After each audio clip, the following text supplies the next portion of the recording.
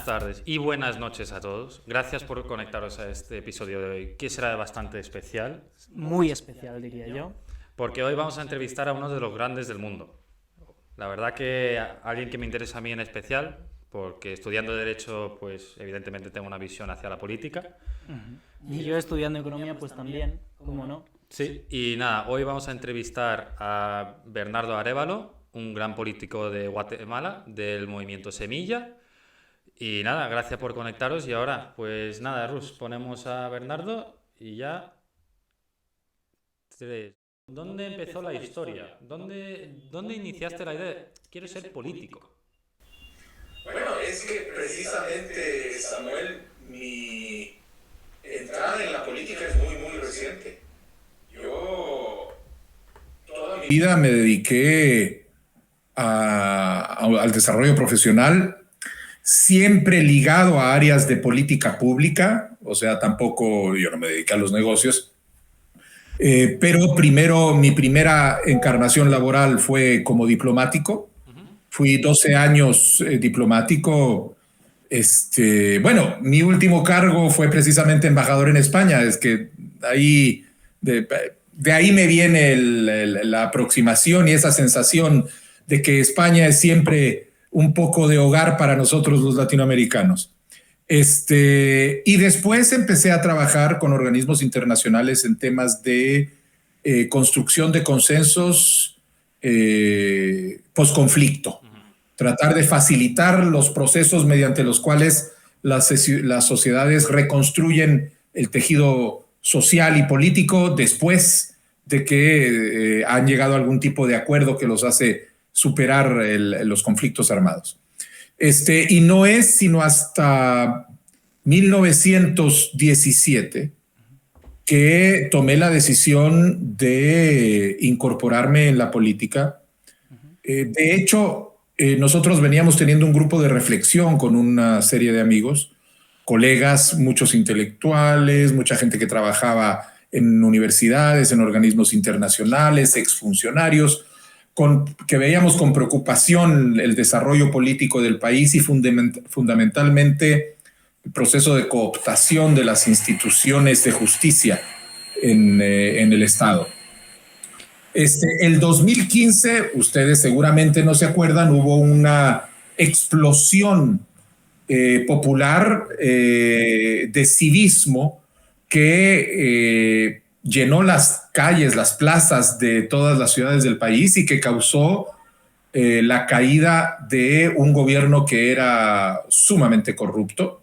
Primero renuncia a la vicepresidente e inmediatamente después es enjuiciada y enviada a prisión, donde todavía está hoy en medio de juicios. Después el presidente y varios, pero muchos funcionarios de ese gobierno salieron a la cárcel directamente. Se nombró un gobierno interino para terminar el periodo, se hicieron las elecciones que estaban previstas y terminamos con un gobierno que era un poco corregido y aumentado el anterior, terminó siendo peor en términos de corrupción tal vez.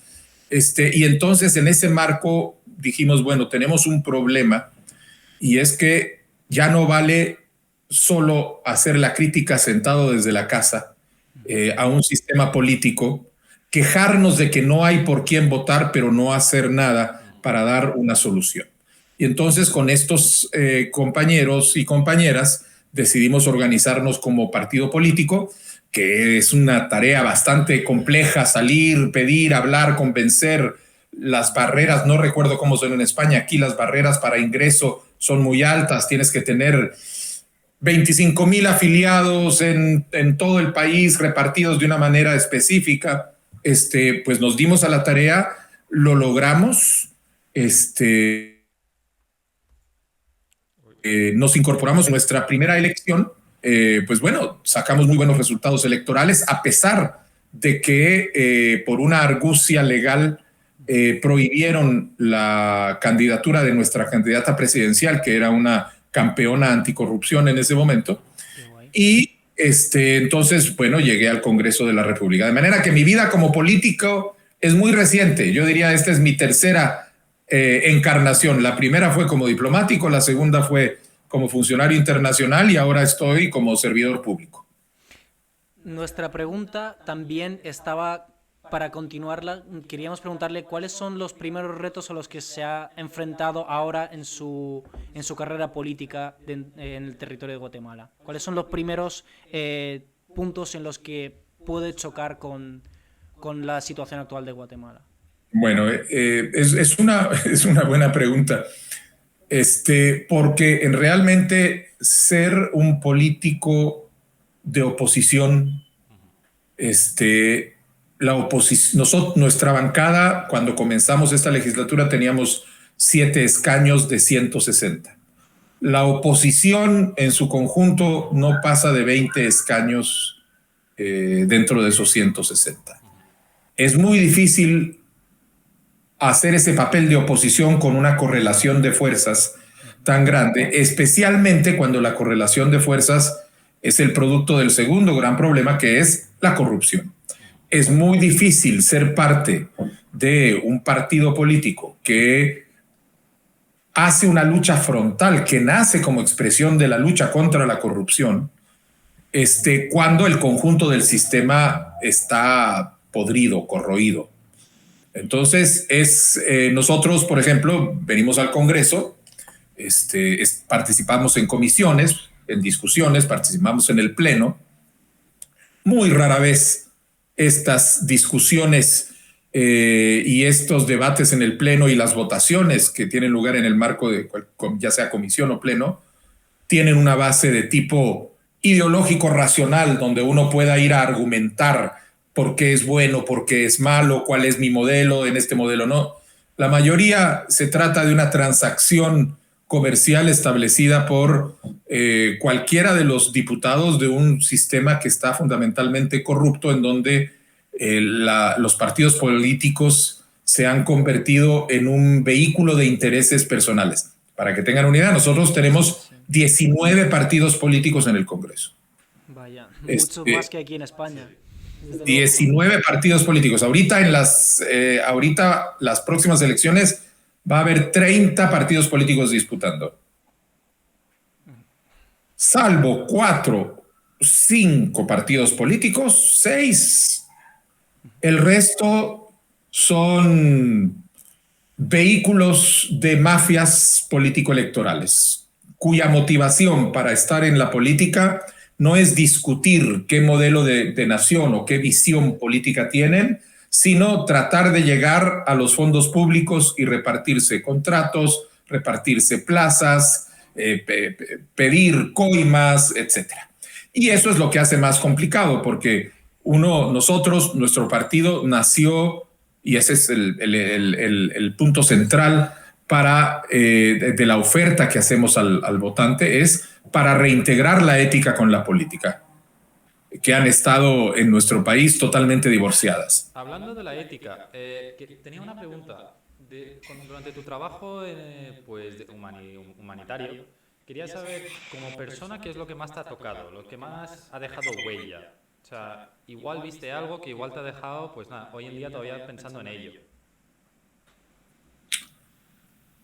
Bueno, mira, he tenido la suerte siempre de tener trabajos que son escuelas, porque uno vas día a día y cada día aprendes algo. Y aprendí muchísimo del periodo largo, las décadas, más de 2 décadas que pasé trabajando en temas de resolución de conflictos, de facilitación de consensos, en distintas partes del mundo. Me tocó trabajar en Israel, en Palestina, en Libia, en Liberia, en Chipre, en distintos lugares, yendo siempre a trabajar y observar. Y hay tal vez lo más importante que me llevo es el sentido de la nobleza inherente del género humano, que está cuando le das oportunidad para actuar, para salir y para expresarse, pero que al mismo tiempo enfrenta muchísimos retos por parte de condiciones que no permiten que se explique, y entonces terminamos sacando lo peor del género humano. Vas a Liberia, donde tenías niños peleando en las calles, niños. No te digo niños, es niños, Sí. movilizados de 10, 11 años, con grandes ametralladoras, que no entendían ni siquiera por qué estaban haciendo lo que estaban haciendo. Vas a un lugar como Ruanda, en donde ves un genocidio brutal, en donde un grupo se va contra otro, y eso te golpea, te choquea, porque al mismo tiempo ves en otros lugares la expresión de buena voluntad, la expresión de la bondad, del bien que existe en el ser humano. Me acuerdo de un señor en medio de las críticas, momentos críticos más complicados que ha habido en Bangui, en la República Centroafricana, entre los problemas entre tribales, entre cristianos y musulmanes dentro de la ciudad de Bangui. Un señor que estaba viviendo, creo que era un musulmán que estaba viviendo en un barrio cristiano y que se negó a salir y al contrario se dedicó a tratar de generar un espacio de diálogo, evitar que hubiera violencia, etcétera. Y tú ves esos ejemplos de gente que se la juega para hacer el bien todos los días, y al mismo tiempo ves el ejemplo contrario de gente que es capaz de cometer atrocidades sin ningún sentido. Y creo que lo que me ha enseñado es que el reto de nosotros como especie es realmente ir avanzando en lograr que saquemos lo mejor que hay en nosotros y vayamos dejando atrás todos aquellos elementos que son la causa de la mayoría de los problemas que tenemos. Pero bueno. ¿Usted tiene algún momento en concreto, o sea, uno, que la haya dejado flipando, por así decirlo coloquialmente?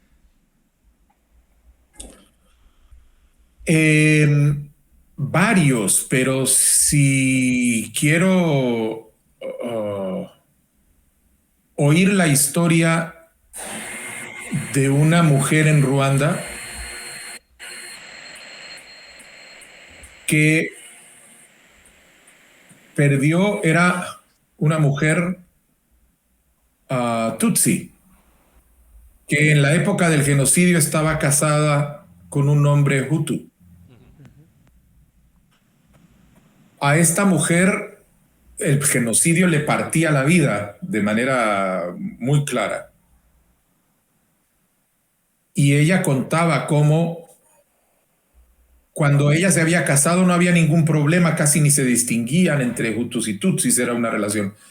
Se casa y cuando empieza a subir la polarización, su familia Tutsi la repudia.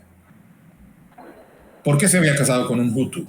Y la familia Hutu la repudia, porque ella era Tutsi. Repudian también al marido. Y cuando viene el genocidio, el marido la esconde a ella, y él, que era Hutu, como no entregó a la mujer y sabían que su mujer era Tutsi, lo mataron. Cuando termina la guerra, ella intenta volver a su familia y su familia la rechaza porque ella había sido la esposa de alguien que era como el enemigo, a pesar de que ellos dos nunca estuvieron en esa situación. Y es una historia que cuando la escuchas de boca de la persona que está sufriendo todo eso, te hace comprender la tragedia con las que es muy fácil convivir en la humanidad y que a veces se nos olvida en la comodidad de nuestras vidas ordenadas, en estados que funcionan, como en España, donde ustedes tienen un estado que felizmente funciona bien, con todos los problemas que puedan ver ahí, etcétera, en comparación al de nosotros, que funciona muy mal con esta cooptación que hay, con estados que prácticamente no existen y funcionan peor todavía. Don Bernardo, ha mencionado el ámbito familiar en el caso que ha explicado de Ruanda, y queríamos preguntarle acerca del ámbito familiar en su caso, en cuanto a la carrera política. ¿Cómo le afecta o cómo lo afronta su familia y su entorno en que usted sea el candidato a futuras elecciones de su país? Bueno, es un reto, porque las exigencias de tiempo que me plantea a mí y a un político que está en cualquier puesto de elección popular y entra a una etapa preelectoral como estamos ahora, o electoral en su momento, las demandas de tiempo son enormes porque hay que atender distintas cuestiones y en mi caso me obliga a desplazarme adentro del país por todas partes, fines de semana en particular, porque tampoco puedo ir cuando la gente está trabajando. Y ese tiempo que hay que dedicarle a esta actividad tan demandante e intensiva es tiempo que se le quita a la familia. Entonces tiene que haber un gran apoyo por parte de la familia, comprensión y participación en alguna medida, porque se convierte en un reto que uno tiene que administrar pues, con mucha dedicación para que al final la decisión que se toma de asumir el reto de pelear por una oportunidad de ser un servidor público, pues no termine siendo a costa de la familia en la que uno ha crecido y desarrollado y ha formado. Totalmente. Continuando un poquito, ha mencionado la complejidad y la dificultad de realmente estar mucho tiempo fuera del entorno familiar, y aquí es cuando nosotros queríamos preguntarle cómo desconecta don Bernardo de sus responsabilidades como servidor público, como servidor en su carrera política. Es decir, con música, con películas, con libros. ¿Qué hace para libros y música? Música, por supuesto. Y descubrí una enorme ventaja. Gracias a los avances que ahora hay, por ejemplo, los viajes que tengo que hacer porque yo me desplazo en vehículos, yo no me desplazo por vía aérea. Son viajes a veces de 6, de 8 horas para algún lado, se convierten en enormes oportunidades para repasar la riqueza musical y entonces con los compañeros que vamos yendo muy bien, que vamos a ver a rock progresivo de los 70s o vamos a escuchar un poco de jazz contemporáneo, qué están haciendo en música en los países árabes, etcétera. Entonces todo eso es muy rico. Libros, sí, pero cada vez menos leo lo que quiero y tengo que leer lo que debo, porque debo estar documentos de política pública, investigaciones, etcétera. Pues eso me ha alejado un poco de la literatura y de las novelas. A mí siempre me ha gustado mucho leer literatura y novela para desconectarme. Eso, digamos, es lo que más ha sufrido y de vez en cuando, por supuesto, pues una serie y con cualquiera de esos tres elementos uno se desconecta y crea una burbuja. Y bueno, cuando se termina la serie o se termina o me bajo del auto o se termina el libro, de regreso a la dura realidad, pero en el ínterin estamos bien. ¿Usted tiene alguna canción ahora mismo que esté escuchando repetidamente, que no deja de escucharla, que nos recomendaría a nosotros? ¿Una canción? Sí, una canción que tiene, vamos, pegada en la cabeza, que no deja de escucharla. Les voy a dar una canción, pero es de jazz, no sé si les guste. A mí me gusta. Radio Magallanes. Ok, pues lo escucharemos después. Ibrahim Mahalouf, okay, que es un trompetista franco-libanés. Y tiene una sorpresita política esa canción. A ver, pero tiene un contexto político, entiendo.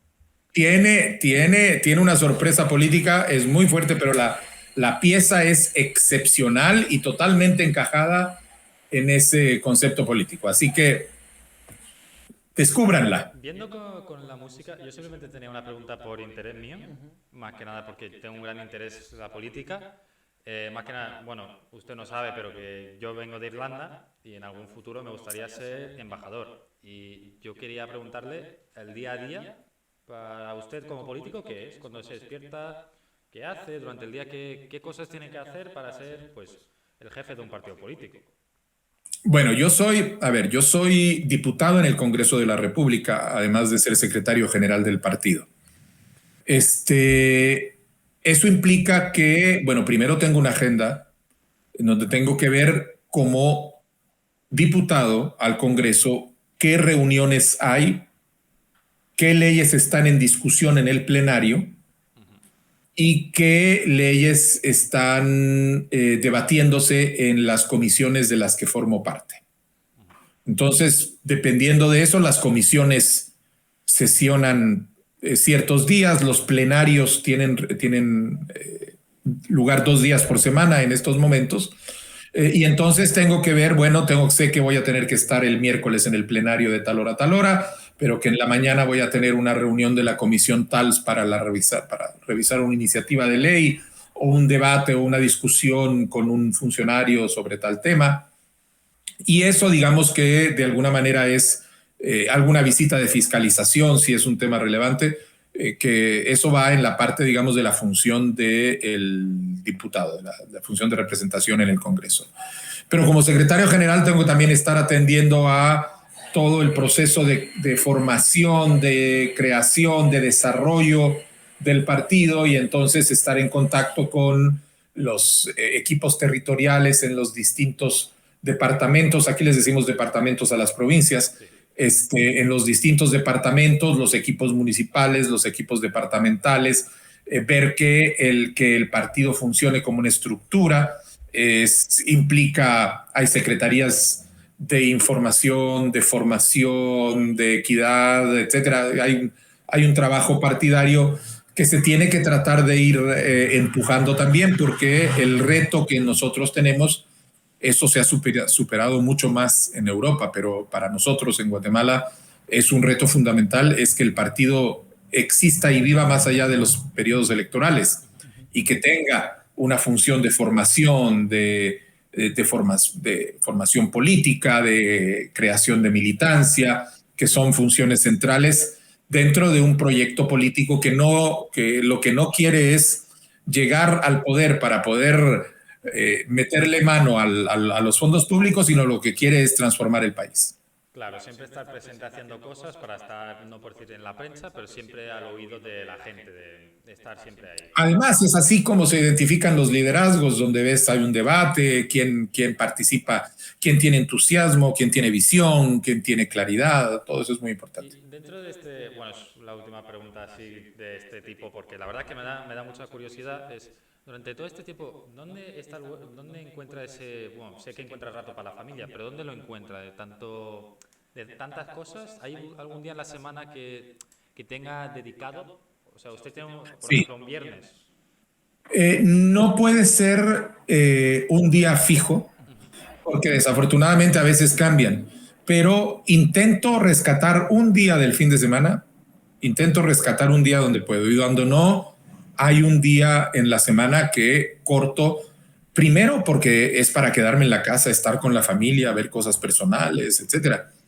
Pero además también es que si no, a la tercera semana ya estás Ya no estás al 100%. Extremo, ya no estás al 100%. Entonces tienes que tomar un día para recargar baterías. Sí, Entonces ahí... La gran duda que existe con la política, sinceramente, y es la que tengo yo y muchos espectadores que nos están viendo, es si realmente es viable o es real de tener algo más que una relación cordial con alguno de los políticos, tanto si es de su bancada como si es de la bancada contraria, digamos. Es decir, puedes tener amigos dentro de una Sí. piscina de pirañas. Esa es tal vez de las cosas más curiosas. Yo lo que pasa es que mi formación original, mi primera encarnación profesional, acuérdense, fue diplomático.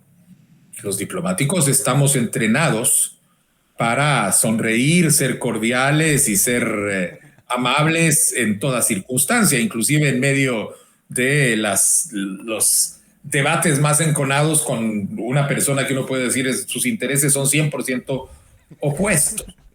De hecho, hay un dicho que es inglés, que es el que más me gustaba y que definía la diplomacia y es traducido al español, es la diplomacia es el arte de poder decirle a alguien que se vaya al diablo y tenerlo esperando que le regales el ticket. Qué bueno. Entonces, eso me da a mí una ventaja, porque a la hora de que entro en el Congreso, en un Congreso con alimañas, de muchas veces, pues yo tengo ya cierta capacidad para disociar, no lo tomo como personal, lo entiendo como un problema y como un reto, y entonces se desarrollan relaciones cordiales. A veces las relaciones cordiales son puramente funcionales, ¿ok? Con este tengo que sonreír y decirle hola, muy buenos días, etcétera, porque al final tengo que tratar de trabajar con él, etcétera. Pero a veces hay sorpresas y resulta que con una persona con la que tienes ideas completamente opuestas e intereses políticos completamente contrapuestos, resultas teniendo una cordialidad en el sentido de que a nivel humano, pues, te conectas sin renunciar a tu ideología y tus diferencias, tus intereses, pero sabes que en la otra persona que también defiende y no renuncia a lo suyo, hay una dimensión humana que los conecta por encima. Entonces, hay un poco de todo eso y tener la capacidad de disociarse ayuda, es necesario, porque también al final lo peor que podemos hacer si comenzamos pensando en lo que les comentaba al principio, nosotros tenemos adentro, cada uno de nosotros, lo peor y lo mejor de la especie humana. Y el reto es tratar de hacer que siempre se privilegie y que se exprese lo bueno de la especie humana. Si todos sabemos que hay ese principio, entonces siempre tenemos que dejar la oportunidad de tratar de conectar del lado bueno, a pesar de que uno pueda estar frente a una persona que normalmente considera del lado malo, y no esencializar a las personas. No siempre se tiene éxito, pero bueno, vale la pena probar. Se intenta. Entonces, usted consigue, porque esto es algo que poca gente puede conseguir, es decir, diferenciar la política de la persona. Es decir, usted consigue hacer esa separación. Sí. Saber, esta persona es buena aunque piense esta tontería y esta persona es mala aunque piense esta maravilla, por ejemplo. Yo te diría, esta persona es buena aunque esté equivocado de cabo a rabo. ¿Ok? Es buena aunque esté equivocado de cabo a rabo. Y esta persona no es buena aunque tenga toda la razón, también se da. Y esta gente, por ejemplo, políticos, pues gente del pleno, le invitas a casa, que, o sea, usted dice, oye, yo qué sé, Juan, vete a mi casa esta noche, ¿no? Ahí sí hay las cosas en su lugar. Claro. A mi casa vienen mis amigos. Eso es. Y tienes que tener mucho cuidado en no mezclar las dos cosas. Hay gente que sí lo logra manejar de una manera muy funcional y convierte su casa casi en un espacio de negociación y tiene usualmente ese tipo de cuestiones. Ese es un arreglo personal. A mí eso no me funciona. Yo quiero en mi casa, es mi casa, es mi reino, como dicen los ingleses. Yo aquí quiero preservar lo mío, mi familia. Sí, meto a gente muy próxima a mí, a mi equipo, porque entonces podemos tener reuniones usualmente de mi equipo en mi casa, pero no voy a invitar a gente que no es de mi equipo, que no es máximo o políticos de otro tipo para venir acá para socializar. Con ellos, si quiero socializar, lo hago en un café, nos vamos a comer en algún lado, tenemos una reunión. Vale, yo entiendo entonces que cuando vayamos nosotros a Guatemala tendremos una cena en su casa. Entonces, Esperemos. Están invitados. Muchísimas gracias. muchas gracias. Y, a ver, yo estoy bastante interesado en cuanto a la política de estar hablando con esta gente. ¿Usted cuál es el reto o la persona más difícil, sin nombrar el nombre claro, con la que ha tenido que tratar? ¿Una persona que, por ejemplo, no le entra nada en la cabeza o es una persona que tiene lo peor del ser humano?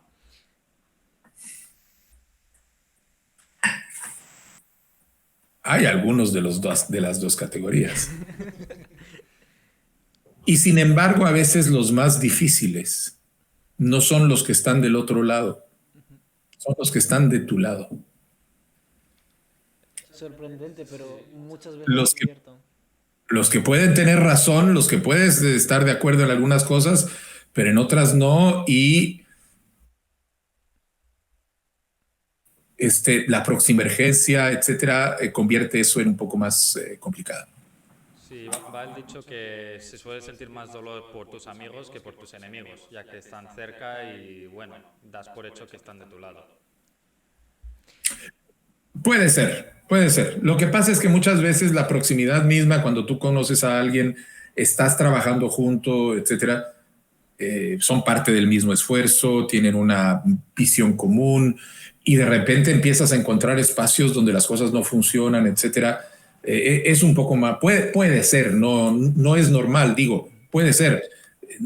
No estoy diciendo que sea más difícil tratar con la gente que está próximo tuyo, sino que cuando alguno de esas personas, algún caso se da dentro de tu círculo de este tipo de problemas, es más difícil que cuando se da con una persona que está, hombre, pues es parte de mis adversarios, digamos, políticos, de alguna manera. Sí, sí, sí.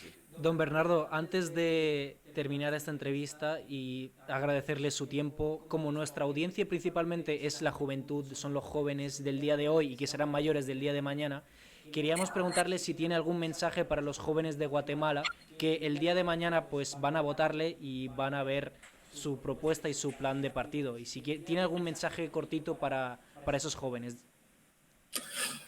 Para los jóvenes en Guatemala, que por favor se empadronen.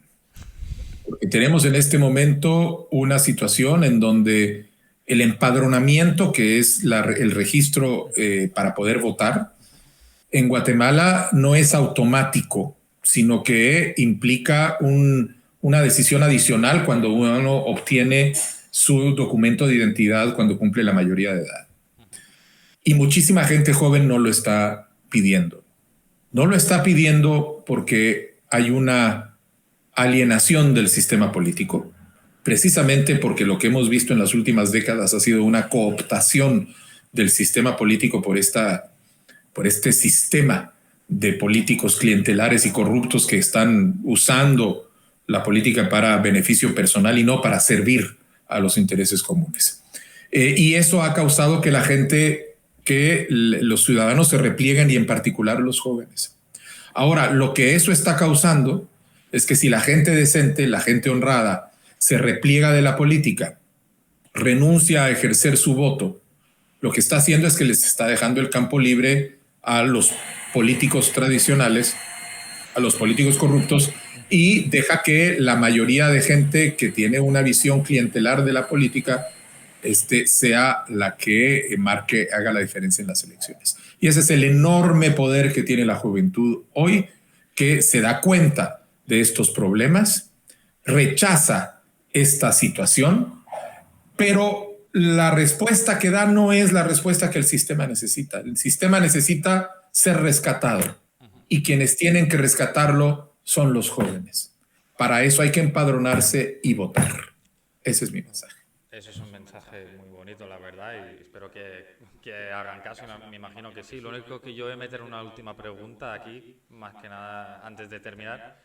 Quería saber, usted, ¿cuáles son sus intereses? Por ejemplo, deporte, Fórmula 1, fútbol, cine. Más que nada, no, a mí lo deportivo no se me dio. Eso no se me dio.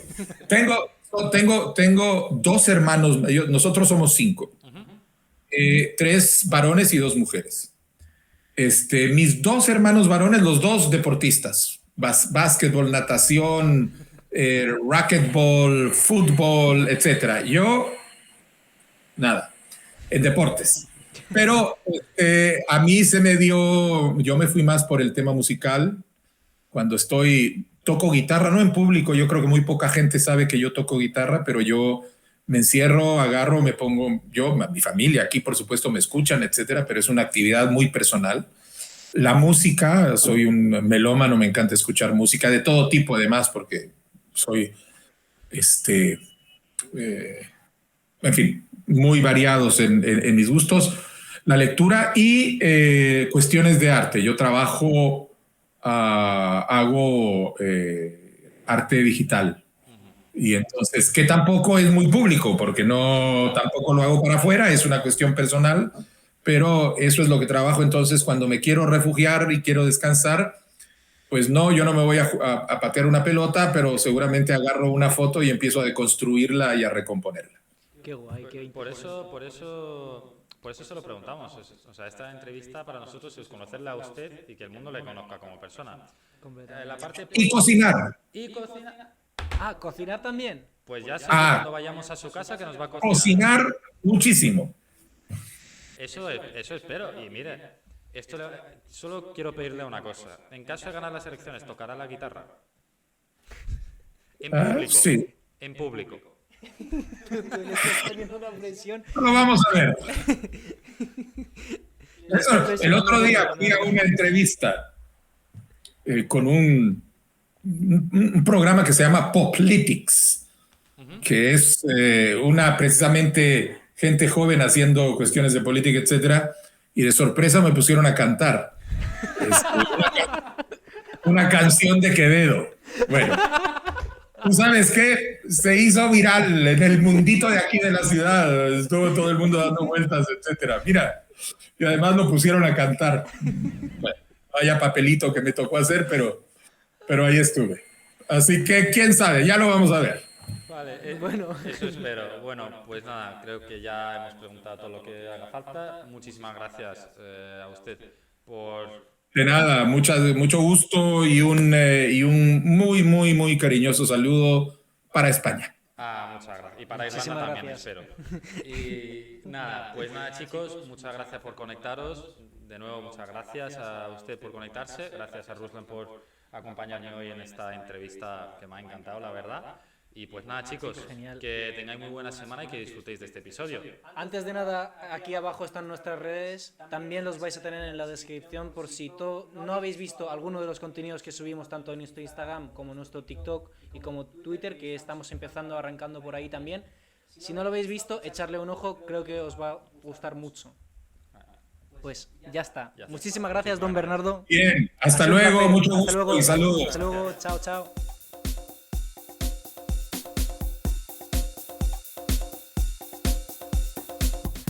Buena gente, espero que os haya encantado la entrevista que le hicimos a don Bernardo. Espero que hayáis pasado unas vacaciones maravillosas. Si habéis notado que hemos estado un pelín ausentes, efectivamente, estamos trabajando en un gran proyecto que pronto veréis en el canal. Esperemos que os encante.